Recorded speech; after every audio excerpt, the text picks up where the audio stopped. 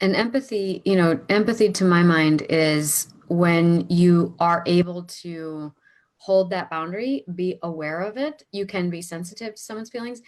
You come home and your partner had a terrible day and you had a good day. Doesn't mean you have to go like, smush it up in their face like some kind of like competitive game.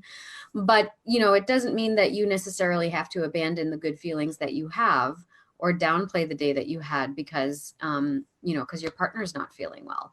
I mean, I think that there are tactful ways in which you can approach someone knowing how they may be feeling, and that's empathy. But completely abandoning your own experience in service of the other, whatever it is, that's not really empathy. That's a form of enmeshment and self abandonment.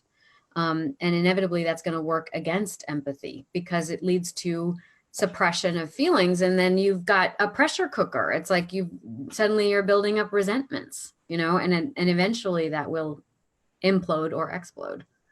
I agree. I agree. And that's the work when I'm working with couples, they often struggle to validate each other's perspectives. And like what I talk to couples is I'm like, we have to have a speaker and a listener. And as a listener, your goal is to validate your partner's perspective. You might not agree with it, but then when you're the speaker, your partner's going to validate your perspective.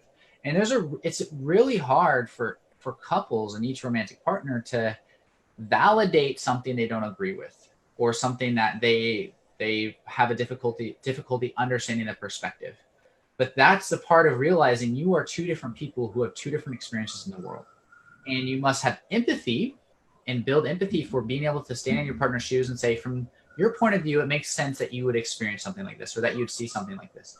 Mm. And then also share your experience, even if it is entirely different, and take those two differences and bridge the gap for connection. And that's where the beauty of the Gottman method or couples therapy really helps bridge that sense of, can we be two separate individuals and connected and work through our problems together?